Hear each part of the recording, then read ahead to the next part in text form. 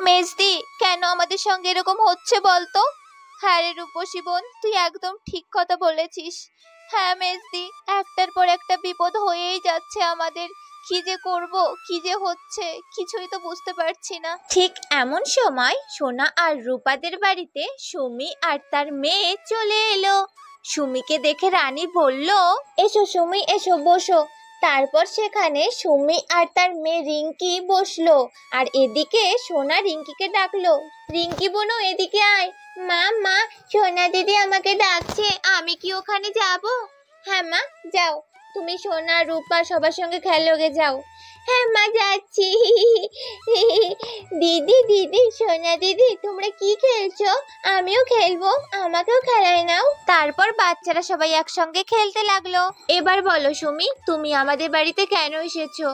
সুমি, তুমি কিন্তু কিছু খারাপ ভেবো না বোন, এটা তো তোমার বাচ্চা হওয়ার মাস, তাই আমি তোমাকে এই কথাটা বললাম।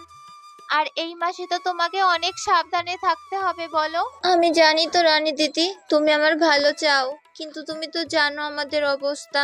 রিঙ্কির বাবা সারাটা দিন হাড় ভাঙা খাটুনির পরে যেটুকু টাকা পায়, সেই টাকা দিয়ে ভালো করে আমাদের সংসারও চলে না। রানী দিদি, আমি তোমার কাছে এসেছি কিছু টাকার জন্য, আমাকে কিছু টাকা ধার দেবে গো? ও আচ্ছা সাথী, তুমি এই জন্য আমাদের বাড়িতে এসেছো?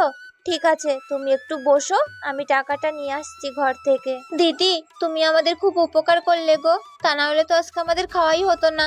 আহ আহ রানী দিদি, আমার খুব ব্যথা করছে। রানী দিদি, কি হলো সুমি, তোমার কি হলো? রানী দিদি, আমার খুব ব্যথা করছে। রানী দিদি, আমার খুব ব্যথা করছে।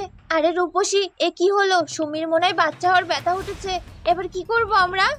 কি বলছিস দিদি? দিদি দিদি, আমার খুব ব্যথা করছে, আমার খুব কষ্ট হচ্ছে, আমি আর পারছি না কষ্ট সহ্য করতে। আরে রূপসী, সুমিকে তো এক্ষুনি হসপিটালে নিয়ে যেতে হবে। হ্যাঁ রানী দিদি, হ্যাঁ, আমাকে তাড়াতাড়ি হসপিটালে নিয়ে চলো রানী দিদি, আমাকে তাড়াতাড়ি হসপিটালে নিয়ে চলো।